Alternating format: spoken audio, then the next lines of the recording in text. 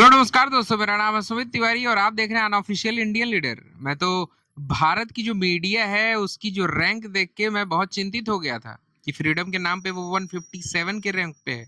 लेकिन अभी नॉर्वे में हाल ही में हमारे देश के प्रधानमंत्री जी गए हैं और वहाँ के जो भी जर्नलिस्ट हैं उनको ये नहीं पता है कि ज्वाइंट ब्रीफिंग और प्रेस प्रेस कॉन्फ्रेंस में क्या अंतर होता है। तो पहले मैं उनको बता देना चाहता हूँ कि जो जॉइंट ब्रीफिंग होती है, जब दो देशों के नेता या अधिकारी किसी बैठक के बाद मीडिया के सामने आकर अपनी बातचीत, समझौते या फैसले की जानकारी देते हैं, तो उसे जॉइंट ब्रीफिंग कहा जाता है। इसमें आमतौर पे जैसे पहले से तय किए गए बयान सामने आते हैं, सीमित जानकारी दी जाती है और पत्रकारों के सवाल जरूरी नहीं लिए जाते हैं। यानी इसका मकसद सिर्फ जानकारी देना होता है कि अगर दो नेताओं में बैठक हुई, मीटिंग हुई, तो उसका आउटकम क्या हुआ। अब बात करते हैं प्रेस कॉन्फ्रेंस की।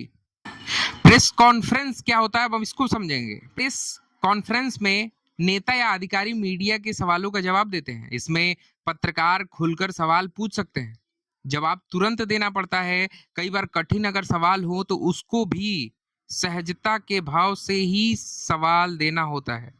सवाल कभी कभी आपको असहज करते हैं, लेकिन आपको जवाबदेही देनी होती है कि अगर सामने वाले ने प्रश्न पूछा है तो उसका उत्तर देना है। तो ये आसान भाषा में आपका अंतर हो गया कि जॉइंट ब्रीफिंग जो होती है वो पहले से तैयार किया हुआ बयान होता है और सीमित जानकारी होती है, और प्रेस कॉन्फ्रेंस में ताजा सवाल तत्काल में नेता या किसी भी अधिकारी से पूछे जाते हैं। तो ये तो मेरा पहला जो ये छोटा सा डिस्क्रिप्शन था, ये विदेशी पत्रकारों के लिए था। अब मैं ये बोलना चाहता हूं कि मैं एक विपक्षी आवाज हूं, लेकिन मेरे देश के और मेरे प्रधानमंत्री की जो गरिमा है वो हमेशा ठीक रहनी चाहिए। भारत के जो प्रधानमंत्री हैं किसी पत्रकार, यूट्यूबर या विपक्ष के नौकर नहीं है कि हर सवाल का जवाब उसी मंच पर दे जहां वो चाहे। लेकिन इसका मतलब शायद ये भी नहीं है कि सवाल पूछना गलत है।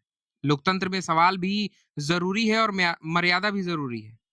विदेशों में जाकर अपने ही देश को प्रेस फ्रीडम इंडेक्स के नाम पर नीचा दिखाना आसान होता है, लेकिन भारत की सच्चाई जमीन पर दिखती है। आप अगर भारत आएंगे तो देखेंगे कि जो अभिव्यक्ति की आजादी है वो बहुत ही ज्यादा स्वतंत्र है।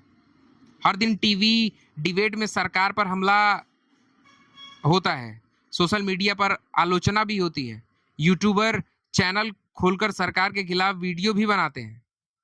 भारत में सरकार की आलोचना इतनी ज्यादा होती है, शायद बाहर दूसरे किसी भी सरकार की इतनी आलोचना ना हो। हमारे प्रधानमंत्री को भद्दी भद्दी गालियां और उनके लिए बहुत ही बड़े अपशब्द भी परोसे जाते हैं, लेकिन हमारे देश के जो प्रधानमंत्री हैं और जो वर्तमान सरकार है, किसी को भी वो टच नहीं करते हैं या उनके फ्रीडम ऑफ स्पीच को दबाने का काम नहीं करते हैं। वो सवाल का जवाब देना अगर उचित नहीं समझते तो सवाल पूछने वाले को प्रताड़ित या परेशान भी नहीं करते हैं।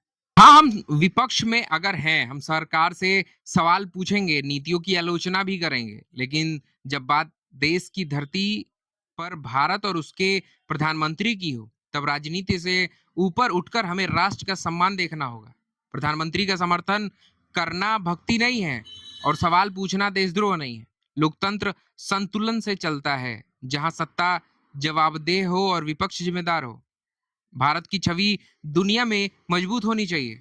मतभेद घर के अंदर हो सकते हैं, परिवार में भी मतभेद होते हैं, तो हम घर के अंदर प्रधानमंत्री से लड़ेंगे, लेकिन तिरंगे का सम्मान दुनिया के सामने एक ही होना चाहिए। जय हिंद, जय भारत। वीडियो अच्छी लगी हो तो शेयर करिएगा, लाइक करिएगा और सब्सक्राइब करना ना भूलिएगा। Thanks for watching.